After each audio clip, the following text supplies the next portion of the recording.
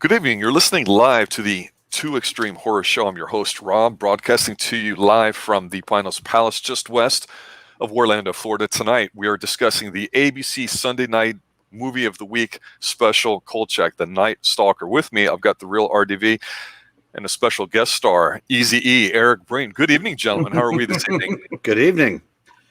So, guys, we're going to talk about The Night Stalker, a TV show that I remember fondly watching as a kid with my father. It's one of the very first shows, along with the Wild Wild West, that I was able to watch, and it was a treat when I got a chance to see it because it involved everything that would become commonplace as we'd get older, watching horror movies: vampires, werewolves, ghosts, detectives, haunting music, set pieces, everything that made 70s television great too.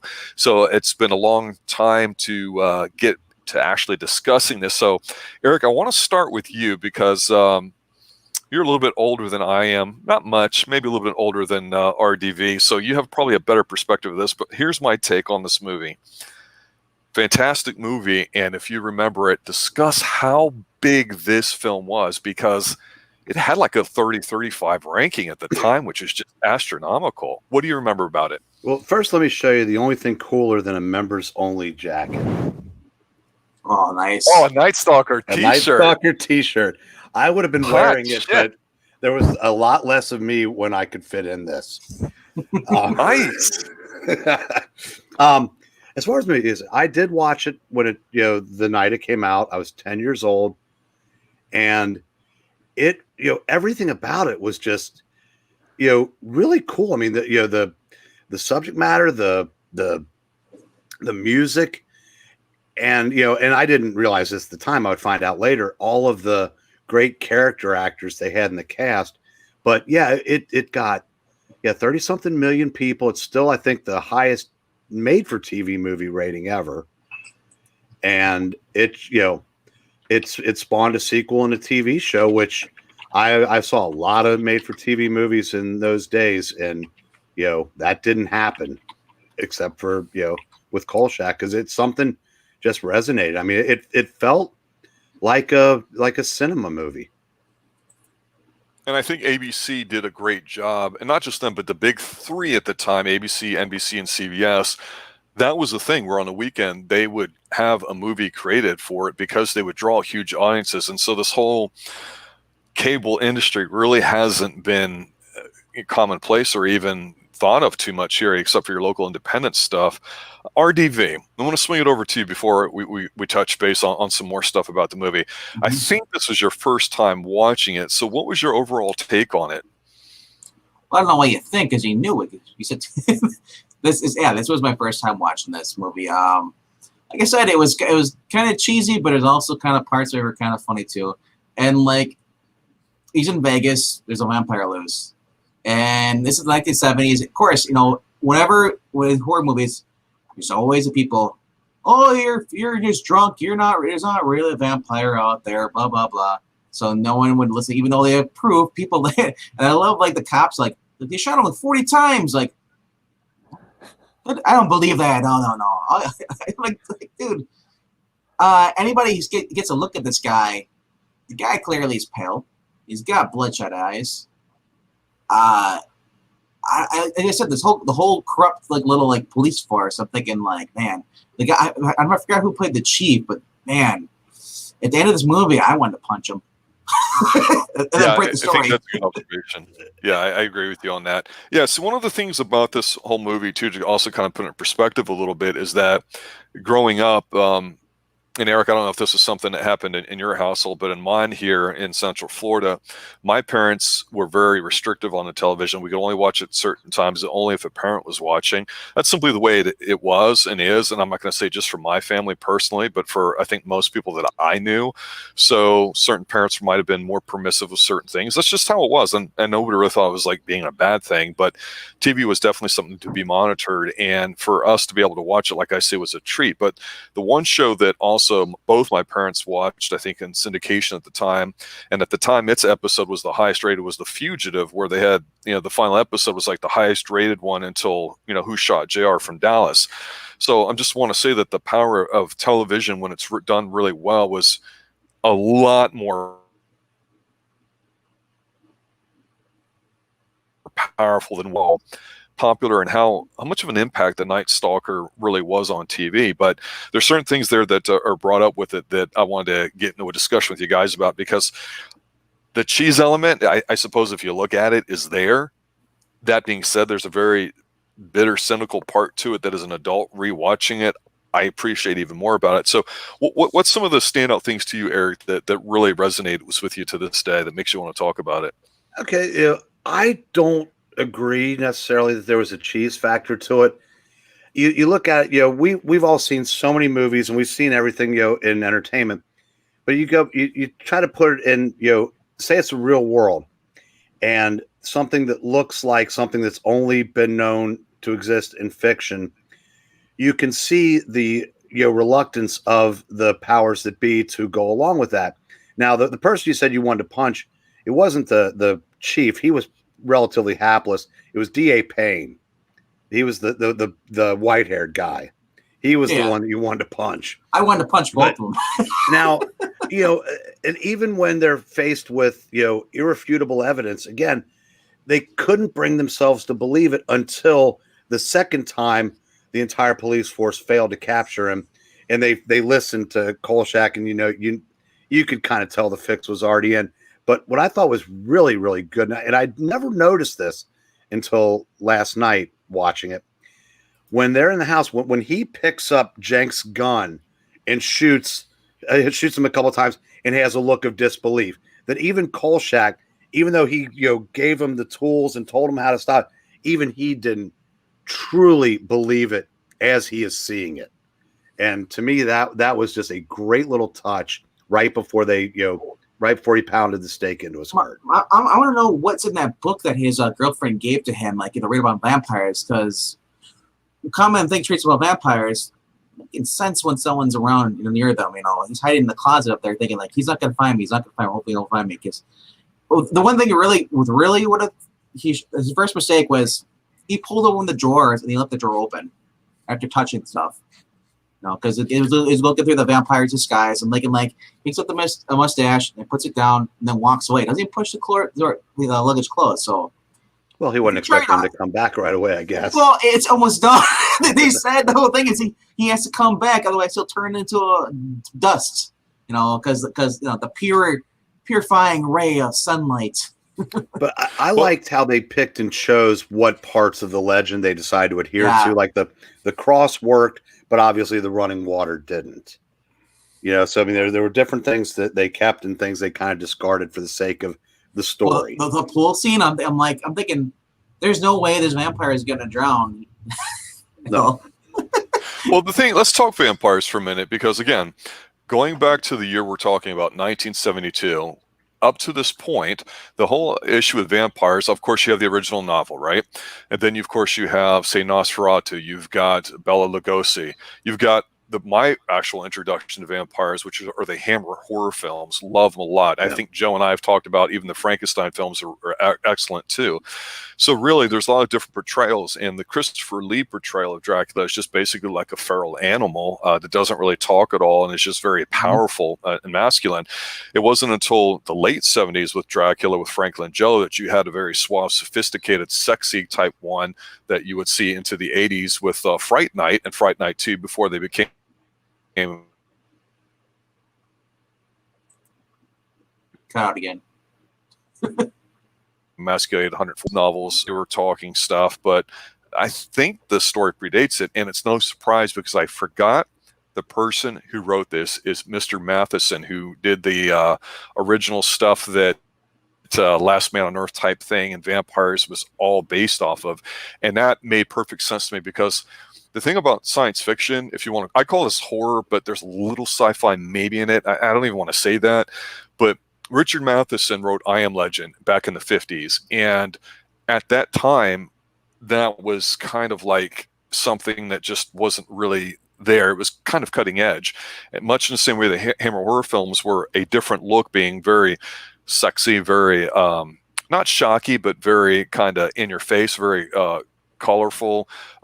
Definitely great films to watch. I think that Richard Matheson is understated with what he's been able to produce, because he's done stuff like The House of Usher, Pit and a Pendulum, The Raven, Nightmare at 20,000 Feet, which is a super popular Twilight Zone episode, which I believe that's the one that has Shatner in it. What Dreams May Come, A Stir of Echoes, Hell House. This guy's done a lot. So he has an idea of what he wants it to be, and to somehow be able to take vampire in modern day, at the time in 1970s Vegas, or what we would call now old Vegas, is very attractive. And it really, I thought, was portrayed excellent on the screen. When you're watching Kolchak, I'm really wanting to get a Blu-ray copy of it now to rewatch it, because I had a standard one. It's free on YouTube if you go out and look for it. And I watched that copy. But to see old Vegas without all the huge high rises and everything, and the way people walked and dressed, it was refreshing.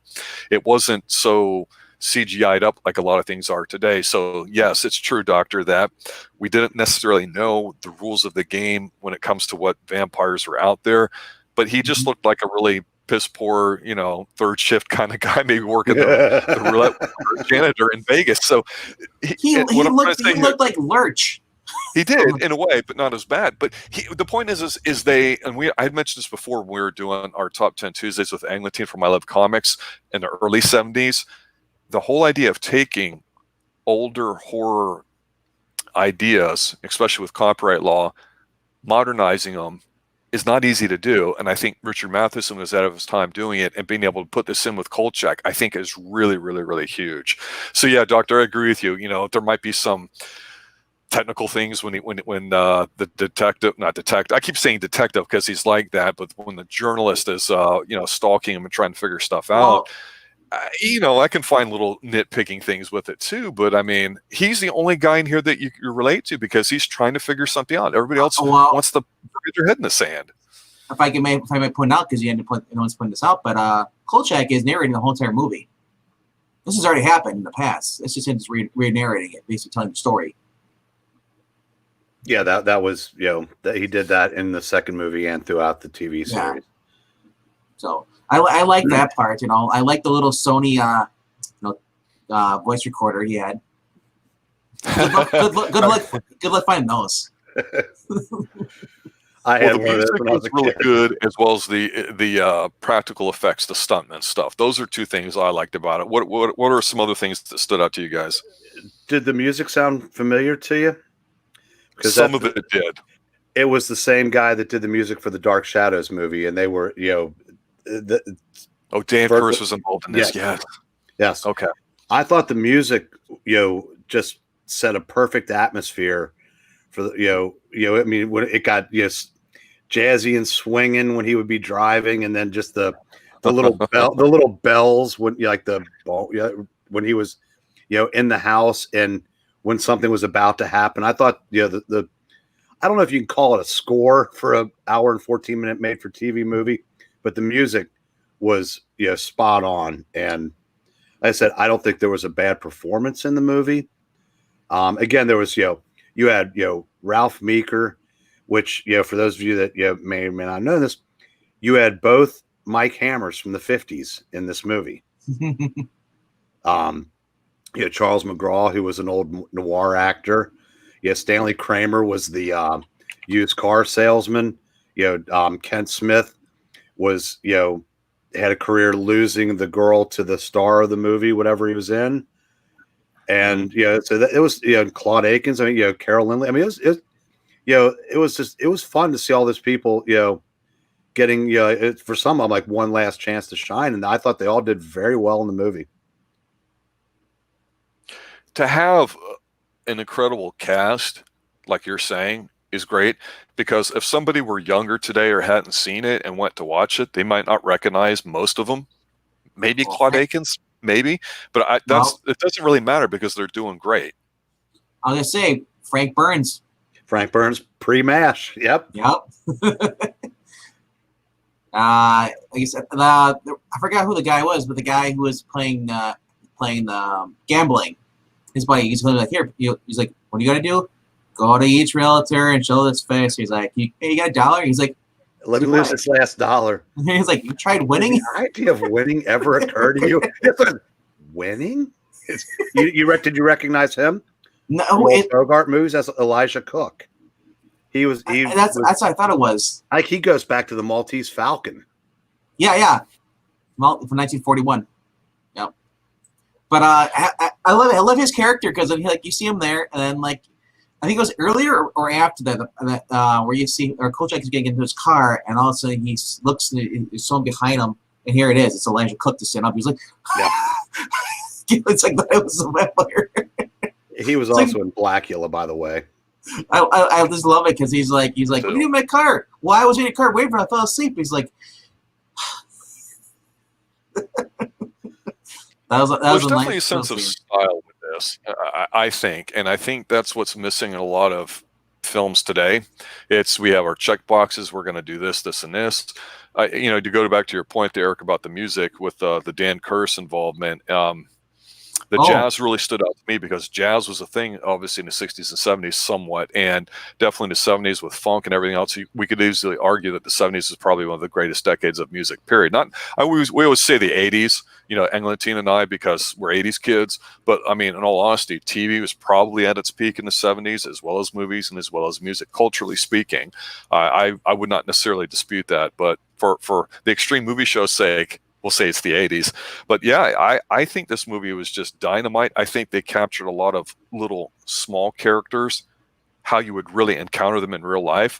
And now, some of the things that might seem a little sexist or dated, the comments that were made, it's really wasn't a big deal back then, but now everybody would kind of get triggered by it. And that was kind of refreshing to just see people just be able to interact the way they were, no matter what jobs they did and all that. They treated each other like, adults for the most part. And the professionalism that was lacking from, or I should say incompetence from the government, I think was the most telling part, because to me as a kid, I missed all that. But rewatching it now, the simple fact that you've got a journalist that's just sharing information, just trying to make his living, and he's got his boss whose hands are tied and yells at him. I like how they can argue with each other, because that's how it was back in the day, and you could still not get fired to have HR, God forbid, get involved. You weren't canceled. Yeah, exactly. I mean, so you couldn't do that now. I mean, but you were thrown out of town, though. Well, and the one thing about the first one that worked better, that didn't, wasn't able to be used going forward, was he started the movie as every bit as disbelieving as everybody else. And when Gail gives him the book, he's dismissive of it, and even when he starts reading it, he's making a joke out of it, and then he starts saying some of this so the lights kind of go on in his head, whereas the and I think Jenks bought in too, but the other ones just didn't. So I've learned from this movie, if a vampire's coming for you, you open up your back door and your Doberman comes and tries to kill him, it's not going to work. You're better off just getting in your car and locking the door and driving away. Well, I think this movie, honestly, has nothing to do with vampires. And I'm saying that because I think the meat and potatoes is obviously his performance. It's his relationships with people at different levels, whether it's the seedy side of town because it's Vegas, whether it's some of the women that he knows, whether it's some of the contacts he has. I like that. And I like how you deal with people from different areas differently because of their cultures that they're from. So again, I don't think Kolchak is stupid. He's obviously street smart, and he's got a lot of years under his belt. This is not his first rodeo. So I like seeing him turning a bit more jaded and cynical, even though he's middle age at this point, because that's what it's all about. He starts off documenting this because he got screwed, and that's the whole setup for it. So while he might be laughing and having a good time as this thing goes on, it gets a little serious. But then at the end, he's like, yeah, you guys effed me over. I can't believe it. And we'll talk later about how it happens again. But I think that's the really best part of this whole thing, is that whether you think it's a little dated the way it looks or jazzy, maybe it doesn't make sense, the way the score is to people today, it totally fits. But at the end, where he's just like, you guys screwed me over, and Claude Akins is such a perfect jerk in here, as well as, like you were saying, Charles McGraw as the police chief. Basically, they looked like idiots, and idiots, he couldn't believe it, but they did it so well that at the end, when they sat there and said, this is how it's going to play out. You're going to do this, and we're going to do this, because if not, da da da. So again, the police weren't incompetent. they just realized that there's only so much they could do, and they were not going to be the patsies and fall guys because, hey, government employees, everything you want to do about it, it's not about being right, which is what, Kolchak's trying to do and trying to find the truth. It's trying not to be wrong or not take accountability for it. And I think that's the cynical part to this that I really, really latched on. And I just almost wish it was a little bit darker that way, but it definitely is there in certain spots that sometimes you don't get today. I just think that really is more powerful seeing it now. When I was younger, it was more about, the vampire.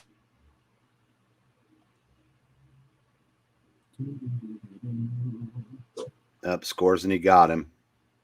Reminded me of 3 Days of the Condor, where there's this kind of bitterness at the end where you learn not to trust government, and it's okay to call them out and question them here in pop culture, because before that was almost a no that didn't happen. What do you guys think about that? I think it came down to the power of the press versus the power of government. One's got to win.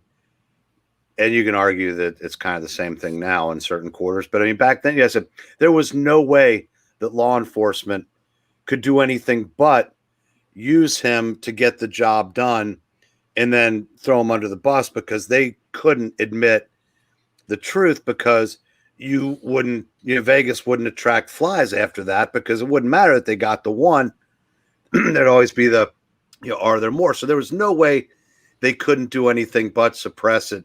But the way they, basically used him to get it done, and just the way that, like some of the lines in that scene where he goes, he hadn't been even taken in for questioning. He hadn't even been charged. And then he goes, when Claude Akins just like goes, "You are under arrest." And then when he goes, "If you breathe one word of this, we will find you wherever you are, use this warrant, and put you away forever." And it's this look on his face like, shit. I mean, but there's no way it could have ended any other way. Now, the one part that was kind of slightly hard to swallow, even in 1972, was, boy, they sure got Gale out of town quick.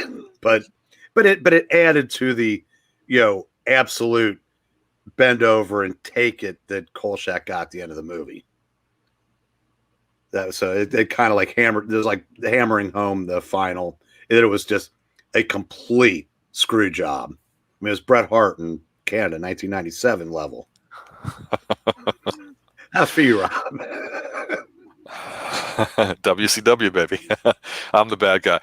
Yeah, I don't know what's going on with the stream, guys. You guys are freezing on me. I know I'm freezing, and they're cutting out too. But just wanted to talk base about this movie a little bit, because it's so influential. Without it, no X-Files, maybe no Buffy.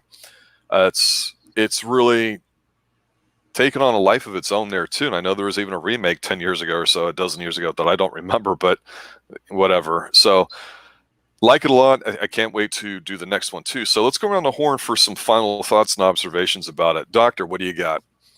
Well, like I said, I love the hospital scene where he's in there stealing the glass bottles of blood. Or nowadays they're all plastic bags. So he's like, he's trying to get. He's like the milkman trying to steal these bottles going out. You're gonna hear him rattle, rattle, rattle. And I like how the guy punches him right in the face, and he just kind of like, dude, I'm a vampire. Throws him. Another guy gets thrown through a window. The nurses are screaming. It's just like the cops show up. Kolchak's there. He's like, photos. It's like, oh, photos. It's like watching Jimmy Olsen, like with Superman and all the destruction's happening around him. I thought that's kind of cool. The scene at the end was kind of funny too. It's like, because Eric was telling me about this. How we brought the remake. In this movie, the girl is basically the fifth abductee. She's on the bed being drained for blood. You told me in the remake they brought back they actually had a boy on there as well in the comic book adaptation. Or comic book, whatever. Yeah. Jeff Rice was involved in that. He was the name we hadn't brought up yet. Yeah, I think he had something to do with the writing of the movie with Matheson. Stanley Adams, car salesman. Yeah. Guy who was on Andy Griffith show, Star Trek, Lost in Space. He was the carrot guy, alien. Like I said, like a lot of big actors. I'm going through the list of just people who are on here. Well, for your first time, I mean, again, it's 50 years ago, Doctor. Is this something that you would point out to people and say, "Hey, it's definitely worth a watch," or was it just another TV movie to you?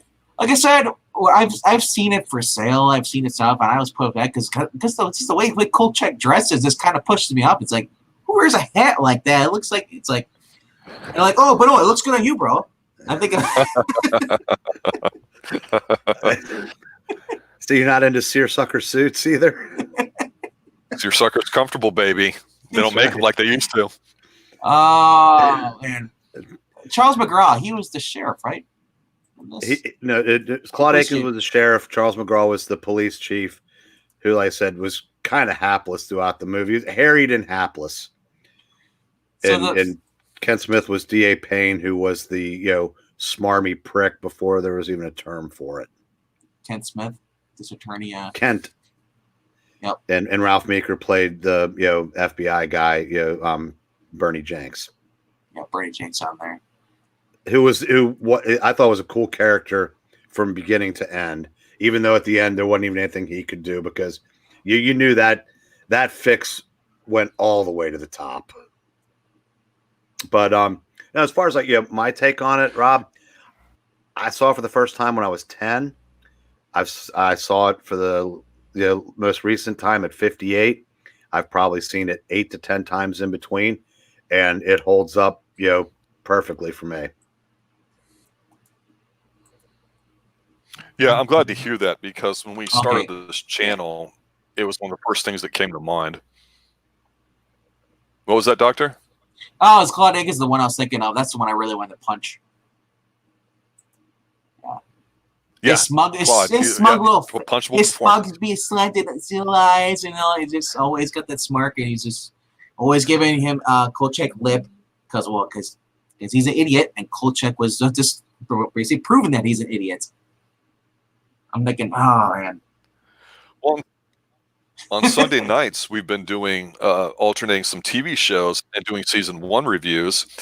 Kolchak is a potential one that we may take a look at. So we wanted to actually do the movies because they were very good. So we may actually look at the one from 73, 74, The Night Strangler later, which is in Seattle, which in my opinion is equally as good. So if you haven't checked out some of the stuff we've done on Buffy, currently doing Ash versus Evil Dead, check those out. Eric, I'd like to thank you for showing up. I know this was something I wanted to talk with you about for a long time. I'm glad we got the opportunity. No, we're not bringing back Sheriff Lobo, Joe. Okay, that's just how we roll here. Maybe we'll do it. Thanks for having me. Bonanza. Yeah, absolutely. And that shirt, would you hold it up one more time for the people who just came in? That made my night right there. All right. When Marania says go, look at this. Then you'll start. That should be my motivation to drop about 70 pounds. But yeah, Adam saying the bird feeder hat. All right, Doctor. I was going to say, Doctor, as always, thanks for showing up. I'm glad you're willing to try some stuff out that normally, as we like to say, kids your age, wouldn't bother checking now, but that's always one. You gotta realize when I was like, when I saw this movie, the original, not actually not watch it, but actually saw the physical copy and stuff. I was at Blockbuster back in the '90s, so I was like in my early teens, and it was like, what is this? and I just go back. Oh, like oh, The Phantom. We'll go watch that, or The Shadow. It's like whatever was out. So. Like I said, it's a pleasant surprise. Tonight we are going to be with Matheson from. Go ahead. No, go ahead. Before you cut out. Yeah, I did cut out on me. I was just saying, tonight we're going to be doing Who's That Guy? We're taking Eric Freeze. Taking a look at lesser known actors in certain performance scene. Since somebody heard what you're saying, or what we're saying, up next we're going to do basically talking about actors who have been in a lot of movies, but many people don't know who they are. That's a nice segue, considering there's a bunch of people in Night Stalker that if you're of a certain age, you go, I know that guy, but where? What's his name? Eric gives their Oracle of all children knowledge. Yes, and all Captain America and like early Kirby books. He's got one for each. I'm so much. Adam and I've been friends for well over 40 years. He's the one that got me interested in the TV series. I'd seen the movies, but he's what said, yeah, you got to watch this. And so all right, guys, thanks for showing up. With my nerdness. Thanks for listening. Good night. Good night, kids. Yeah, it's my line.